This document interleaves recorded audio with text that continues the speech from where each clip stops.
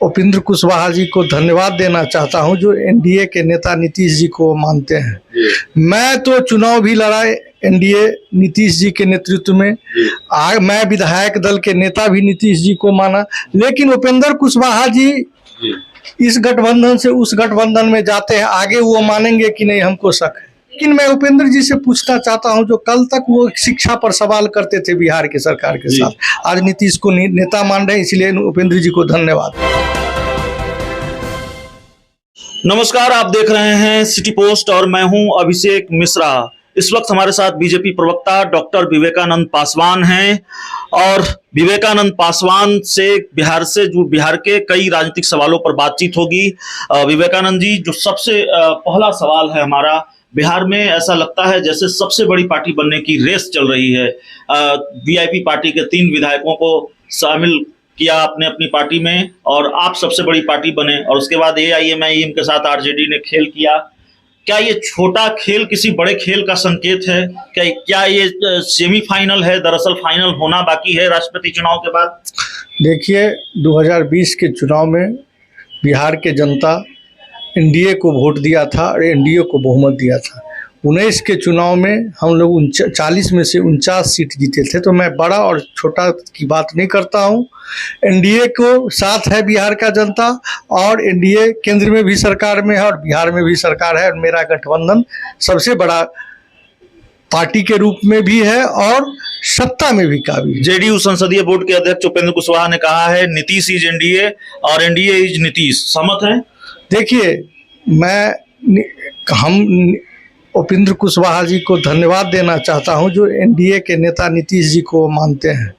मैं तो चुनाव भी लड़ा एनडीए नीतीश जी के नेतृत्व में, मैं विधायक दल के नेता भी नीतीश जी को माना, लेकिन उपेंद्र कुशवाहा जी इस गठबंधन से उस गठबंधन में जाते हैं, आगे वो मानेंगे कि नहीं हमको शक है। उपेंद्र कुशवाहा को आप दल बदलू कर रहे हैं? ऐसा नहीं है, ऐसा नहीं। आप कह रहे हैं कि इस गठबंधन से उस गठबंधन, जिस समय हम चुनाव लड़े थे बिहार में, वो इस समय एनडीए गठबंधन में थे भी नहीं, जिस समय मैं उसको नेता बिहार। उन्होंने कहा है कि गलतफहमी नहीं होनी चाहिए। नीतीश कुमार जब से एनडीए बना है तब से नीतीश कुमार ही चेहरा है, और जब तक एनडीए रहेगा नीतीश कुमार ही रहेंगे। नीतीश कुमार के बिना एनडीए का कोई मतलब नहीं। हाँ भाई, एनडीए में हम लोग के नेता हैं नीतीश कुमार, नीतीश जी के चुनाव में लड़े हैं। लेकिन मैं उपेंद्र जी से पूछना चाहता हूं, जो कल तक वो शिक्षा पर सवाल करते थे बिहार की सरकार के साथ, आज नीतीश को नेता मान रहे हैं, इसलिए उपेंद्र जी को धन्यवाद। तो कल शिक्षा पर सवाल करते थे।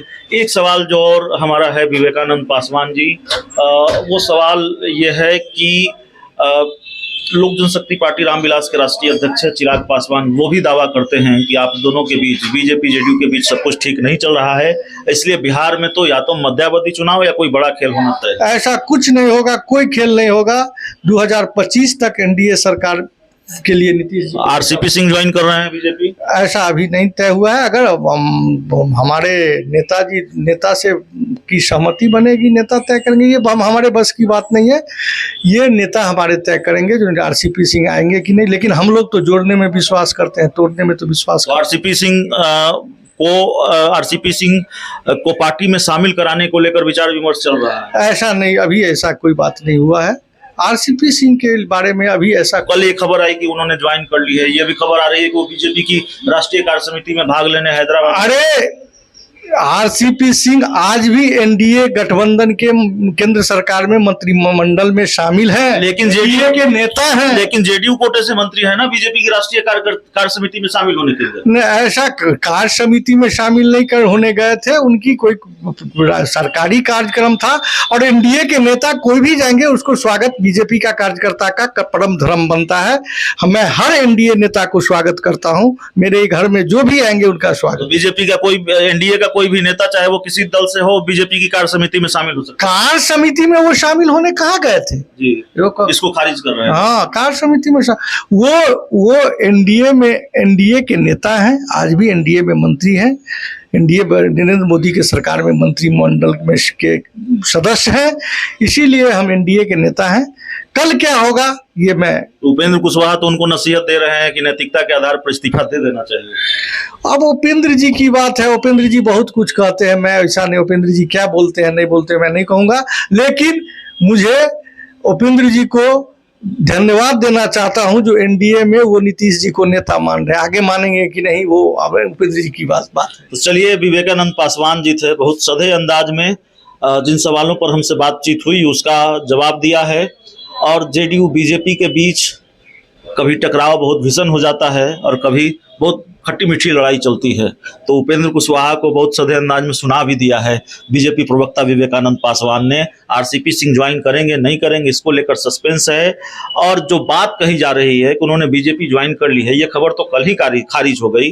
बीजेपी आज इस बात को भी खारिज कर रही है कि वो राष्ट्रीय कार्य समिति की बैठक में शामिल होने गए थे, वो अपने सरकारी काम से गए थे जहां बीजेपी के कार्यकर्ताओं ने उनका स्वागत किया है। बात सिर्फ इतनी है। तो इस पूरे इंटरव्यू में इतना ही, इस पूरी बातचीत में इतना ही। बहुत बहुत धन्यवाद।